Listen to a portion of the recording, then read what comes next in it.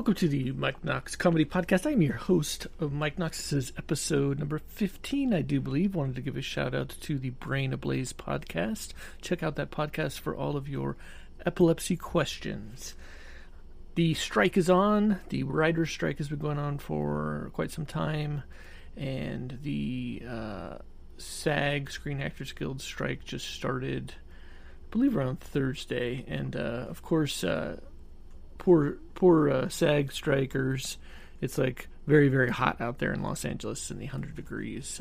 Miserable weather for you out there striking. I do feel for you. I will bring this up about the strike. I think that there hasn't been an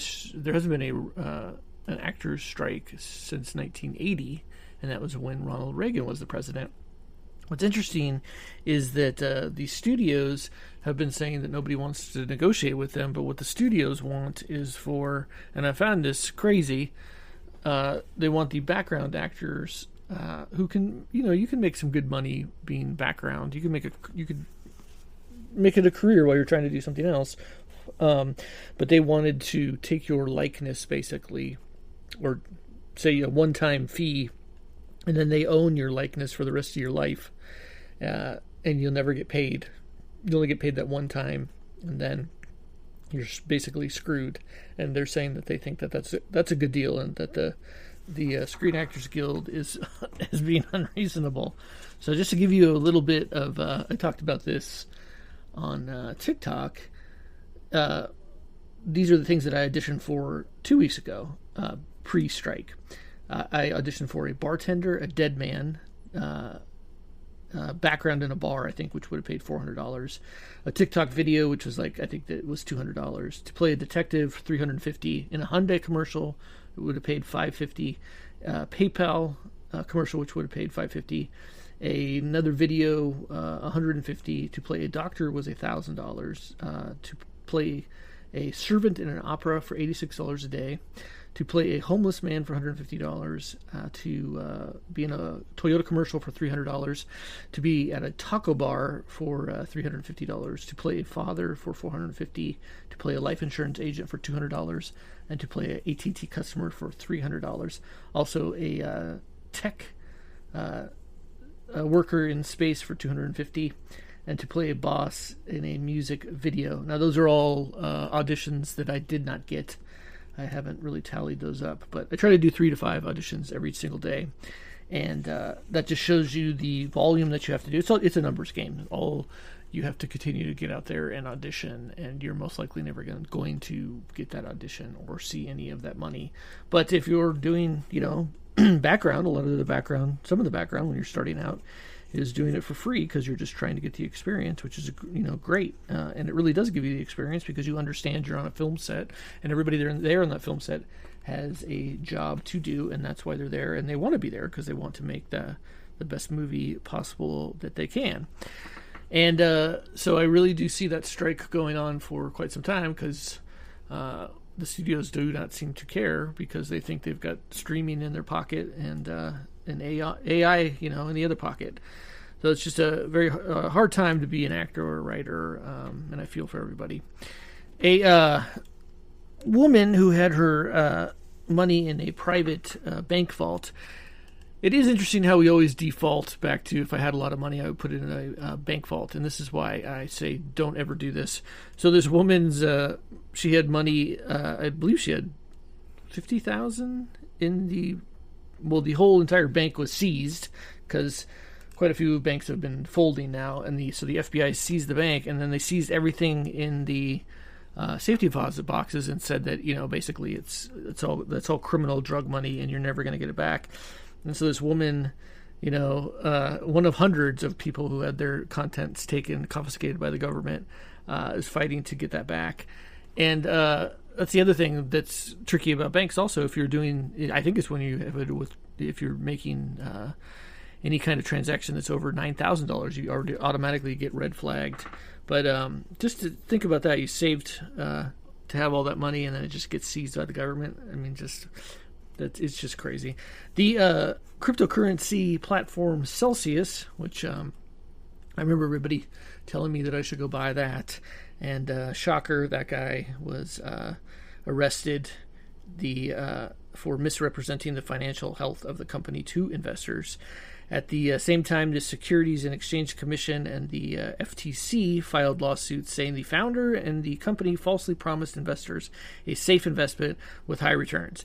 And that, in a nutshell, has been my experience with cryptocurrency. I know there's people out there that will fight me to the death, how great it is, but I would stay away from that. Police in Canada say allegedly impaired driver was arrested after no harm came to him while he was driving with a baby raccoon. Huntsville police officers arrested a man who was impaired operating a vehicle. The man had a baby raccoon with him. The police thanked the public for reporting the driver to the police who was driving with the raccoon. You've got to laugh at that one. There was another one that I saw today where the guy's like, oh, there's my drunk roommate walking down the alley with a cougar in his hands. The things that you do when you're drunk. A $50,000 reward is offered for the capture of an armed robber who robbed a U.S. postal worker in North Hollywood. I bring this up because I've talked about the post office, how lazy that they are, but let's leave these guys alone, okay? If you have to rob somebody, why rob the guy that's out there in the heat, carrying your mail to your house? Those guys are, I think they've got enough problems. I really do. I look at the mail carriers. It's got to just be such a depressing job. And then to be robbed on top of that, just leave those guys alone is all I can say. In other news, 1986 was when Doritos debuted Cool Ranch flavored chips. Now, I have to say, I bring this up because I do remember that, and it was kind of a big thing. It was, the younger kids were like, finally, we get Cool Ranch Doritos. I don't have to just eat chips. So it was like a big deal. And then like the older people were like, I don't like my Doritos with the Cool Ranch. I like them plain. So there was a little controversy back there in 1986. I do recall, because that would have been the year that I worked in a grocery store. And that was another one of my depressing jobs that I had. A California couple was charged nearly $30,000 for their Uber driver. Now, when I first heard this, I thought, how can you possibly let somebody charge $30,000 on your credit card? But then the thing goes on to say that they were in Costa Rica, and I was like, oh, well, there you go, conversion rate. So that's exactly what happened. Was they thought that they were paying, $30 when they were actually being charged $30,000. I'm just surprised that my credit card will flag stuff if it's $23. So I don't know how they were able to process through $30,000. So I blame the credit card company on that one. Also, this week, a family was driving down the highway, and they saw some trash bags, and they decided to be good Samaritans and take the trash and throw it away. But when they got home, they realized that the trash bags were stuffed with money, cold hard cash, into up to $1 million, and they gave it to the police. I would not have done that. Besides the point, this would never happen to me. But hypothetically, if it did, it's cash. It's in bags. It's obviously some unscrupulous characters out there. And then I love the interview with the police chief. He's like, yeah, we rewarded them by by turning on our sirens. Wow, what a great reward for returning $1 million. Oh, I'm still going to laugh out of that one. The recommendation for your thermostat, speaking of the heat, is when you are home to keep it at 78, when you're away to keep it at 85, and when you're sleeping to keep it at 82. And I've just got to tell you, I'm sure there's people out there that love this recommendation, this tips for conserving. 82 degrees, you know how much you're sweating? If 82 degrees, how does anybody sleep in 82 degrees of weather? That's never going to happen. 78 is roasting, too. Speaking of roasting, Ben & Jerry's is supposedly losing billions in stock value amid their boycott because they told everybody that they should give back their stolen lands from the Indians, only to, some amateur sleuths dug into where the Vermont Ben & Jerry's is, and lo and behold, it's actually on Indian land. And so they were then told they needed to step up to the plate. But they don't even own that company anymore. And I've actually been there, Vermont. They had a cow out in front. I waved to the cow. And I don't eat their ice cream just because it's there's too much flavor and sugar to it. But I used to eat the cookie dough one that I liked a lot, but I really haven't had Ben & Jerry's in probably 20-something years. There's no reason for you to boycott on this one because they don't even own the company. I don't think they own it at all because I think they sold it. So that's another one of the people get mass hysteria about ice cream and beer in the United States. This is something that I think that everybody should get into, which is a Russian guy that people are saying is a cult leader, but he or has a cult following. So they show a picture of him, and he's got like this tube that looks like there's some blood, and it's taped up on his head. And he's saying that he's implanted this microchip into his brain so that he can control his own dreams. Where, first of all, good for you. Because you are not a doctor, you have no training medical whatsoever. He said that he performed the surgery himself. I don't know how this would happen, maybe with some mirrors or something. But when I hear cult following, I automatically think you're probably nuts. But you want to put a microchip into your brain to control your dreams. Why not? Because maybe you're going to, if the surgery goes well, it'd be cool if you could actually have a flying dream. Because I think I've had 4 or 5 of them. We all have them. But they would be fun if you could control your own dream. And also, to take that a step further, wouldn't it be nice if you could actually have a vacation in your dream? Because the reason I don't like to dream is usually my dreams are horrifying. Because they're not really dreams, they're nightmares. And so I'd rather just not even take the chance of dreaming at all. But if you could control the outcome of it and what it is that you're doing, like, oh, I'm having a dream and I'm going to Vegas and I'm going to win $100,000 playing blackjack, that would be a great dream. So I don't know anything about your cult following, whatever it is, but if you're going to invest in the technology to control our dreams, more power to you, buddy. That's all I can say. A real estate magnate who has donated millions of dollars to Arizona State University over the last 2 decades pulled his money out, and he said, "No more for you, buddy, because I don't like your politics anymore." And I've just got to say, this just shows the amount of money that goes to these universities, even small universities. Millions, not even billions, flow in through these schools. These schools always cry that they don't have enough money. They're always trying to get donations from people. My school is always trying. My college is always trying to get money from me. It's a cash cow. They've got more money than small countries do, and so that's always been my thing. Is that these schools, they don't need the money. They bring in plenty of money, especially with their sports programs. And everybody's like, we're supposed to feel so sorry for these people. No, you're not. You want to talk about people that are drunk with power, look at a lot of these administrations of these college campuses, because nobody regulates what they're doing. They get to do whatever they want. Just like this Manchester guy who decided to graffiti giant penises on all the potholes around town because the city council would not fix them. But lo and behold, once they did see them, and his nickname was Wanksy, shocker, they fixed the potholes because some brave artist out there decided enough was enough. And that's what everybody's got to do, is hold their city accountable for infrastructure. A used bottle of sriracha sauce has gone for $500 this week. I guess that there is a sriracha catastrophe headed our way where it's running out. I know the business is in Irwindale. It's a hot sauce, if you did not know that. The company is Hufong, who makes the sauce, and I guess that they're experiencing a shortage of raw materials. I'm going to blame this on COVID. Because I'm still seeing like sections of the grocery store where I have to go to multiple grocery stores just to like get some lemons or something. So there's definitely food shortages. Whatever you got to make your hot sauce out of, there's shortages out there. And I'm looking at maybe another 10 years before we actually pick up the progress that we were before 2019. That's just me. Don't quote me. I don't know.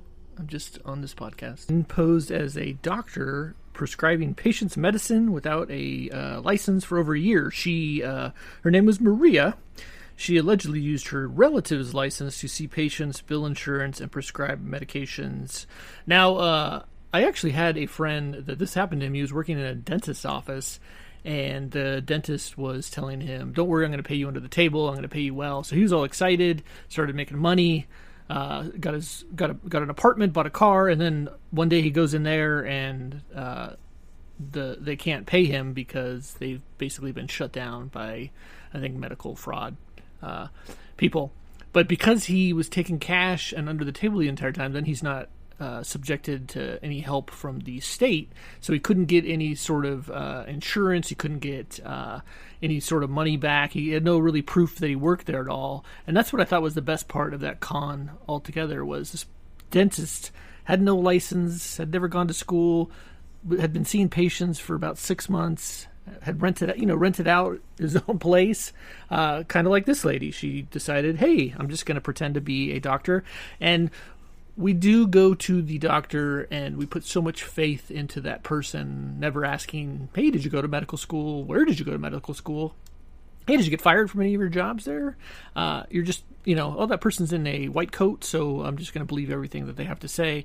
And it really is, you're just going on this kind of blind faith, which brings me to when I was at the doctor's with my daughter one time, the janitor came in there, and the janitor, the dress is similar to a like nurse or a doctor, like a surgeon, the scrubs, but it was red. And this janitor starts giving us medical advice, and I'm thinking to myself, hold on, you just emptied out the trash. Who are you again? And then the janitor got wide-eyed and ran out of the room.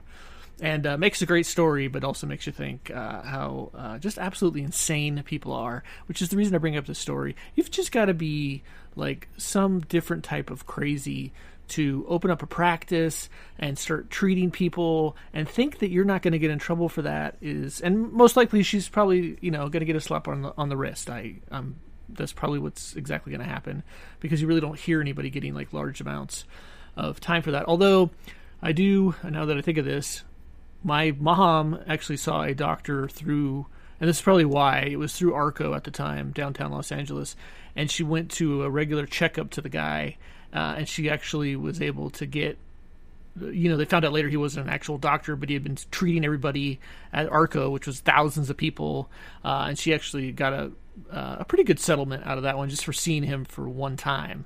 But again, that goes back to, you're under the umbrella of your job, thinking that the insurance with everybody else is going to be great and it's going to have these great doctors. But again, somebody could just walk in at any time they want and be a doctor. I don't, because I am afraid to go to the doctor, and I don't want to look at any body parts or anything that has to do with blood or anything. Yeah, not for me.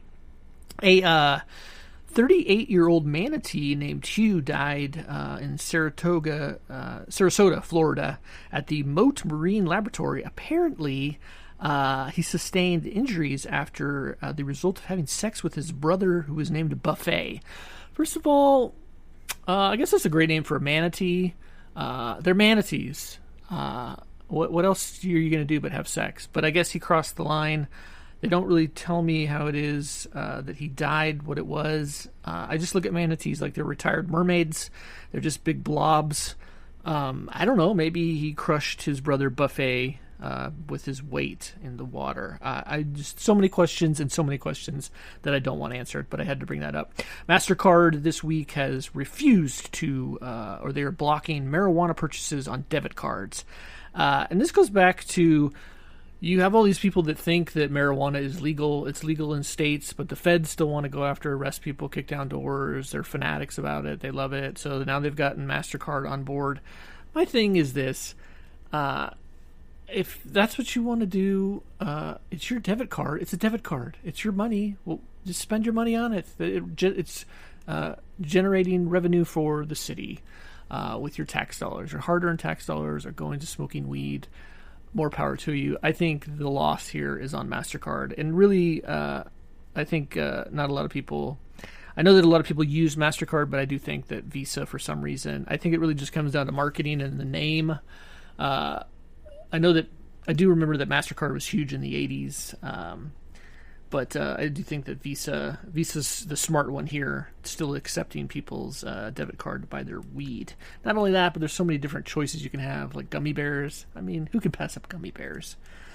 California charges an extra 5 to 10 cents for bottles and cans. I am not aware of this recycling, but apparently there's huge money in recycling.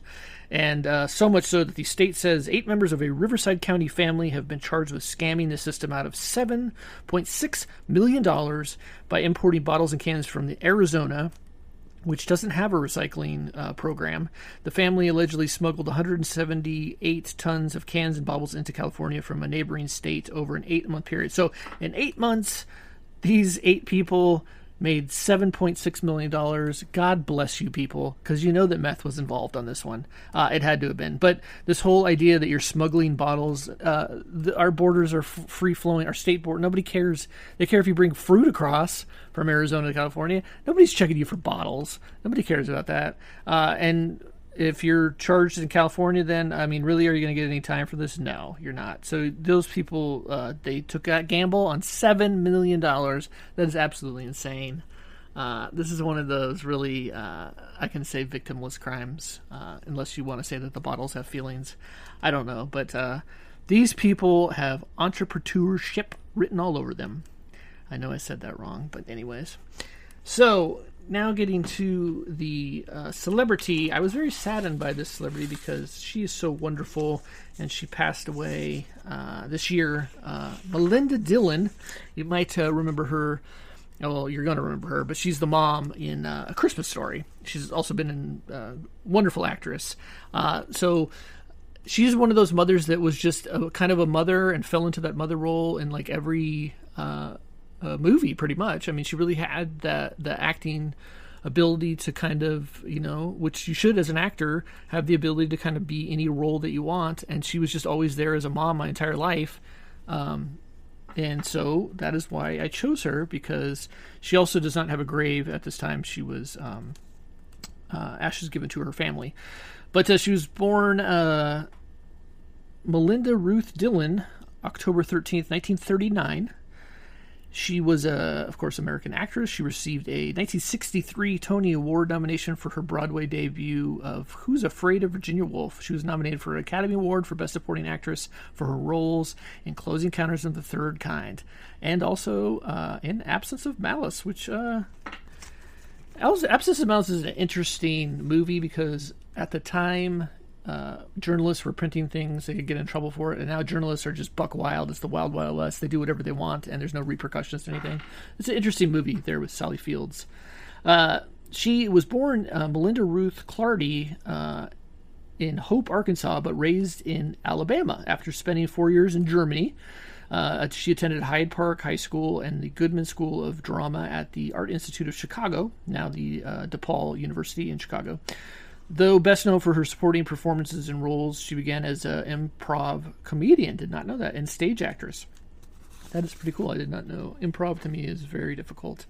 She, of course, got roles in Close Encounters of the Third Kind, the Muppet movie, Absence of Malice. The biggest one that I loved her for, of course, was A Christmas Story. So she is known for her role as mother of Ralphie and Randy in Bob Clark's 1983 movie, A Christmas Story.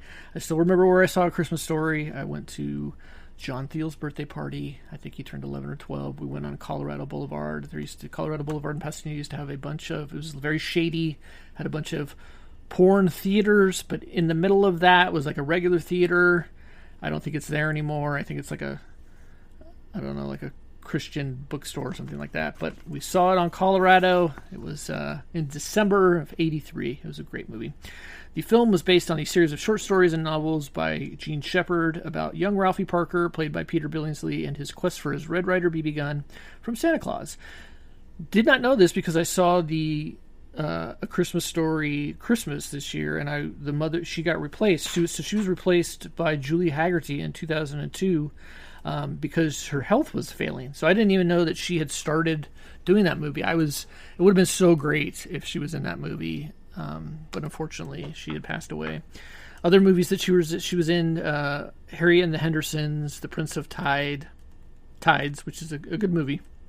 To Woo-Foo, Thanks for Everything, Julie Newmar, and How to Make an American Quilt. She was also in Magnolia. She was also in Reign Over Me.